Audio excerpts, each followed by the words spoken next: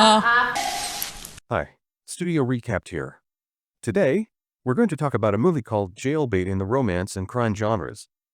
Spoiler alert is on, watch out and take care. You won't believe how much your support means. Thank you so much for your support. The movie begins with a young girl named Anna who is playing the cello in her room. Her stepfather, a man with bad behavior, enters the room holding a bottle of alcohol. He violently grabs her cello and attacks her, getting closer to her. In self-defense, Anna pushes him back with her legs, causing his head to hit the table, which causes a severe bleeding. The man falls to the floor and ultimately dies. Anna is deeply shocked and frightened. Shortly after, the police arrive and arrest her. At the police station, Anna's details are recorded as the perpetrator. She claims her innocence, but the judge sends her to a juvenile rehabilitation center and sentences her to 4 to 9 years in prison. The young offenders board bus to the center. The older inmates are happy to see the new arrivals. As soon as they arrive, the guards instruct them to put on their uniforms. Soon, the new prisoners are gathered in a room. A guard named Frank introduces himself and explains the rules to them. Anna is taken to her cell. She meets her cellmate, a calm girl named Jeannie, who has been in the facility for about 5 years. That night, after the lights go out, Anna quickly falls asleep. But Jeannie stays awake and watches her, starting to do something with her body. Anna wakes up, and Jeannie quickly pretends to be asleep. The next day, the prisoners go outside for recreation. Since Anna is not very interested in interacting with others, she is alone. However, one of the prisoners, named Cody, approaches her and tries to befriend her. Cody believes that for Anna's own protection, she needs to join a group, but Anna refuses her offer and prefers to stay alone. A little later, during mealtime, Cody and her group approach Anna again. When she sees Anna resisting, she pushes her from behind, causing her food to spill on the floor. Everyone laughs at her. The poor girl is forced to clean the floor. At that moment, suddenly Cody and her friends take her to a dark room and start hitting and threatening her. Cody tells her she can't report anything and, before leaving, humiliates her by kissing her. After being injured, Anna receives treatment at the prison hospital but doesn't say anything out of fear. The nurse advises her to report everything to the supervisor. Anna goes to Frank's office to protect herself. Frank takes advantage of the situation and gets closer to her. Anna leaves the place feeling awful. Jeannie asks her if Frank has approached her, and Anna considers everyone in prison to be perverted and awful.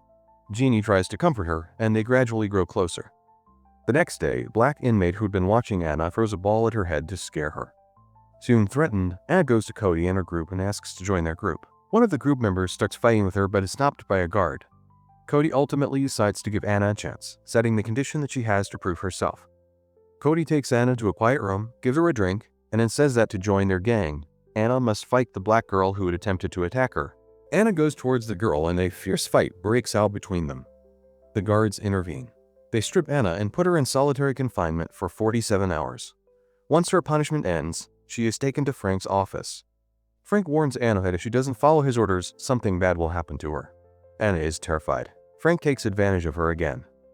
The poor girl eventually gives in, but she feels disgusted with what she was forced to do. Anna joins Cody's gang and is forced to get a tattoo of their symbol. When everyone leaves, Cody forces Anna to do bad things and then agrees to protect her. Meanwhile, a guard comes to take Anna to her cell. The next day, Anna meets her mother. Her mother accuses her of deliberately killing her stepfather and angrily hits her, saying, "I wish you'd stay in prison forever." Then she leaves.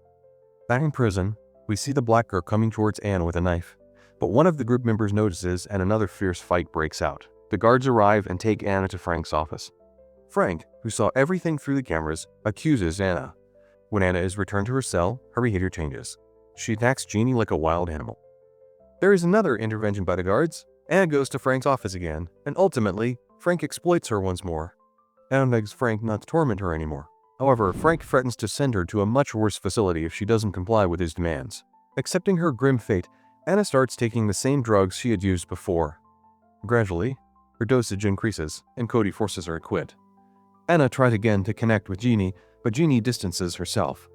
Eventually, Anna gives money to 2 addicted girls to get drugs and calms herself with them. However, Cody notices her drug use and, worried, goes to her cell. They argue, and this leads to Anna being kicked out of Cody's gang. In the shower, Anna gets cornered by the black girl and her gang. Since she no longer has Cody and her crew to back her up, they beat her up badly. She ends up back in the prison hospital where her drug use only increases, making her hallucinate more and more. She starts seeing strange faces around her. In her cell, she keeps throwing up and her condition worsens. Anna runs into the same girl who attacked her in the shower, and another brutal fight breaks out. Even the guards get hurt trying to break it up. Anna gets thrown into solitary confinement again. Back in their cell, Jeannie and Anna grow closer, pushing Cody away.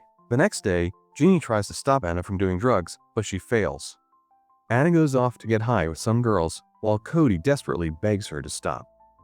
Anna snaps, and a fight breaks out again, forcing the guards to call for special reinforcements. Frank arrives, trying to get things under control, but Anna grabs a broken bottle and threatens to kill herself. When guards attempt to take her down, she slashes Frank's face. Anna gets thrown back into solitary. This time, she spends an even longer time in the darkness and isolation, which drives her into depression. Eventually, she starts self-harming. A guard notices her bleeding and alerts the others. Anna wakes up in a hospital bed in prison's psych ward, where a doctor tells her he wants to help her. After her treatment, she's sent back to the general population with nurses keeping an eye on her. Feeling a little better, Anna asks to talk to her mother. This time, her mom apologizes for everything she said and done, promising to help her daughter. Anna starts to feel a glimmer of hope. Frank calls her into his office again. Anna tells him she's been treated and is ready to return to her cell. She realizes she needs to change her path, so she removes the gang tattoo from her arm. Ginny supports her decision. During lunch, Cody and her gang mock Anna, laughing at how alone she is. That night, a guard takes Anna to a small room where Frank is waiting. Frank surprises her with a cello, offering her the chance to perform in a talent show hosted by the prison officials. At first, Anna doesn't want to, but she eventually agrees. As she starts playing, she finds a sense of peace. Next day, everything changes. Anna receives a note that says, "You're dead." Cody and her gang are waiting to ambush her. Furious that she removed the tattoo, Cody slashes Anna's face with a blade, and the gang beats her up again.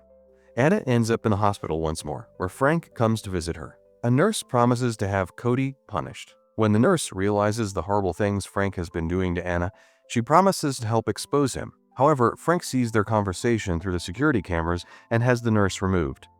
When Anna hears this, she breaks down in tears. Once again, she's summoned to Frank's office. Frank tells her, Cody is responsible for the nurse's death, and now you're in danger. Then, he reminds her about the talent show. On the day of the performance, Anna plays her cello and receives a standing ovation. Later, Frank tells her he's arranging a parole hearing for her next month, but only if she gives him what he wants.